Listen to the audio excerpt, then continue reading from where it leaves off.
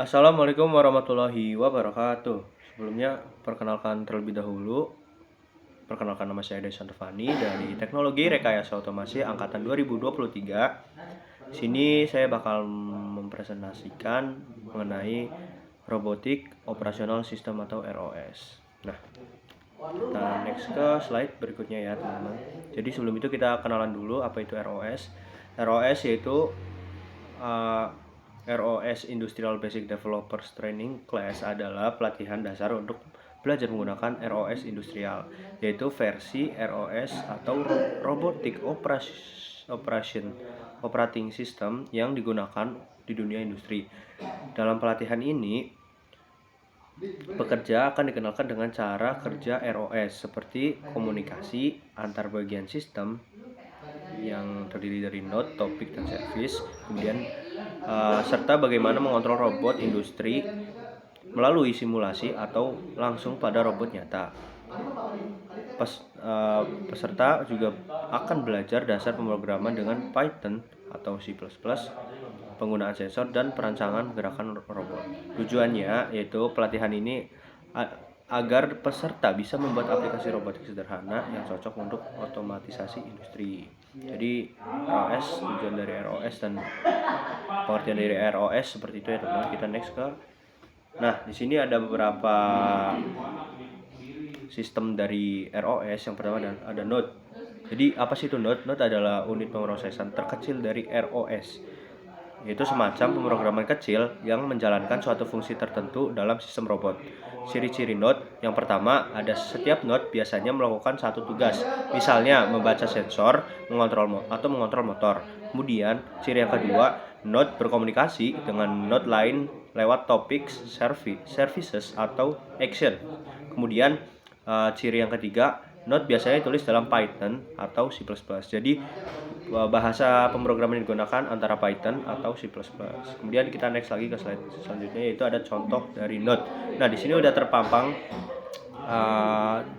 perintah dasar dari node kayak rescore, habis itu resrun, resnode list, kemudian resnode info. Nah, dari beberapa perintah dasar ini di sini sudah ada penjelasannya di setiap line, yaitu rescore untuk menjalankan ROS master, kemudian resrun untuk menjalankan node, resnode list untuk melihat semua node yang aktif, dan resnode info yaitu untuk info detail tentang node. Jadi kemudian di bawahnya ada contoh juga, contoh pemrograman program dari node seperti resrun turtlesim spasi turtlesim underscore node.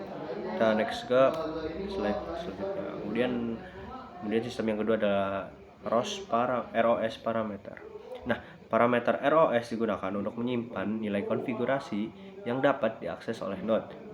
Kemudian disimpan dalam parameter server. Di sini ada contoh.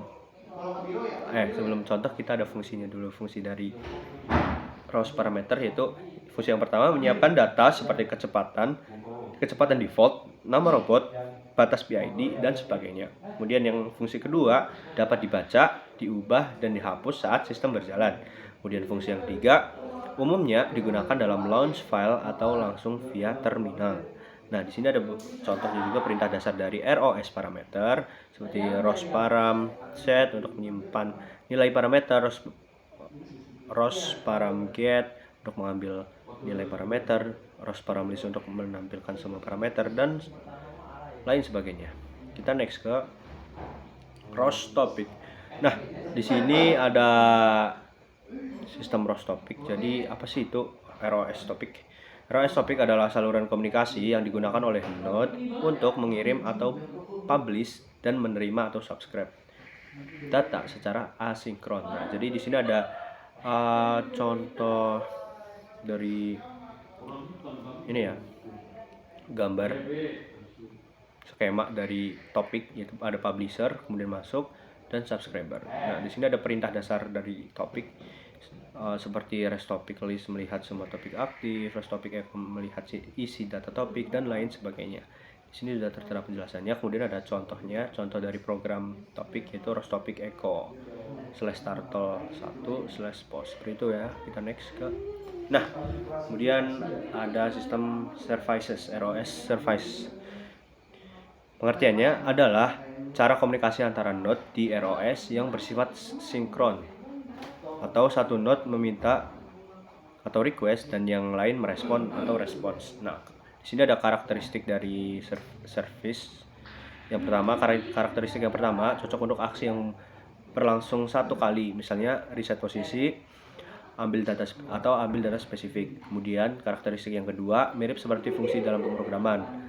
Ada input, proses, dan output. Kemudian karakteristik yang kedua tidak cocok untuk data terus-menerus atau looping. Kemudian di sini ada contoh perintah dasar services kayak row service untuk melihat semua service aktif, kemudian row service call memanggil service, row service type melihat tipe service dan lain sebagainya. Kita next. Sini ada sistem yang berikutnya yaitu launch file. Nah, apa itu launch file? Launch file adalah file berformat .launch XML yang digunakan untuk menjalankan banyak node sekaligus dengan satu perintah. Kegunaannya tuh apa? Kegunaannya tuh yang pertama mengatur dan menjalankan beberapa node sekaligus. Kemudian yang kedua kegunaannya menyimpan konfigurasi parameter. Kemudian kegunaan yang ketiga yaitu memudahkan manajemen sistem yang kompleks. Di sini juga sudah tertera, sudah diberikan contoh dari launch file. Contoh pemrograman dari launch file seperti ini kurang lebihnya. Kita next ke slide berikutnya. Oke, ternyata sudah habis ya teman-teman. Mungkin itu saja yang dapat